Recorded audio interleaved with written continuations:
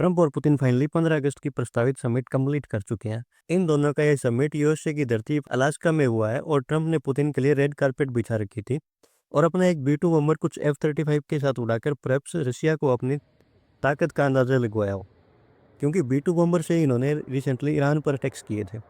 अब ये समिट जैसा कि लग ही रहा था कि फेल कर जाएगा या फिर कोई कंक्लूजन तक नहीं पहुंच पाएगा, ठीक वैसा ही हुआ है।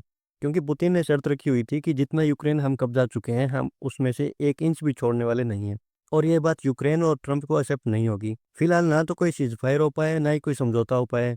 और अगली बार ट्रंप को पुतिन ने मॉस्को में आने के लिए कहा है। ट्रंप ने इस समिट को प्रोडक्टिव बताया है और कहा है कि ये 10 आउट ऑफ 10 रहा है।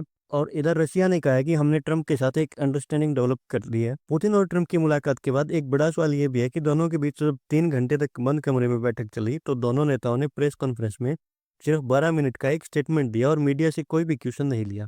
इस पर क्रेमलिन के प्रवक्ता दिमित्री पेस्कोव ने कहा, दोनों नेताओं ने इतने विस्तार से अपनी बातें रखी है कि सवाल जवाब की जरूरत ही नहीं पड़ी है। पुतिन ने यह भी कहा कि अगर 2022 में ट्रंप राष्ट्रपति होते तो शायद यूक्रेन के साथ हमारा युद्ध ही नहीं होता। मीटिंग के बाद ट्रंप ने यह भी कहा है कि अब यूक्रेन के ऊपर है, अगर वो चाहे तो पीस डील हो सकती है, क्योंकि कॉम्प्रोमाइज तो यूक्रेन को ही करना पड़ेगा। जेलेंस्की ने एक बार पहले भी सीज़फायर के लिए ऑफर दिया था, लेकिन रशिया अपनी जो जमीन ये कब्जा चुके हैं वो छोड़ने के लिए तैयार नहीं है और उस पर कुछ सहमति बनेगी तभी कोई सीज़फायर के लिए बात करेंगे, ऐसा इन्होंने कहा था। मीटिंग के बाद ट्रंप ने यूक्रेन और यूरोपियन यूनियन के मेंबर्स से बात करना स्टार्ट कर दिया है। मुझे लगता है कि ट्रंप ये वॉर खत्म करने की बहुत कोशिश करेंगे, क्योंकि इनको नोबेल पीस प्राइज चाहिए और इसमें इनको बहुत ज़्यादा इंटरेस्ट है। ट्रंप ने मीडिया से ये भी कहा कि रशिया पर हमने काफ़ी प्रेशर बिल्ड किया है और उनका एक बड़ा ऑयल क्लाइंट उनसे अब ऑयल परचेज नहीं कर रहा है। लेकिन ये कौन से बड़े बायर की बात कर रहे हैं पता नहीं, क्योंकि इंडिया के ऑयल इंपोर्ट्स तो कम होने की बजाय बढ़ ही रहे हैं और टैरिफ जैसी धमकियों के बावजूद हम पर कोई इनका असर होता हुआ दिखाई नहीं दे रहा है। हमने अपनी पोजीशन पहले भी क्लियर करी थी कि जहाँ से हमें सस्ता ऑयल मिलेगा हम वहाँ से परचेज करते रहेंगे।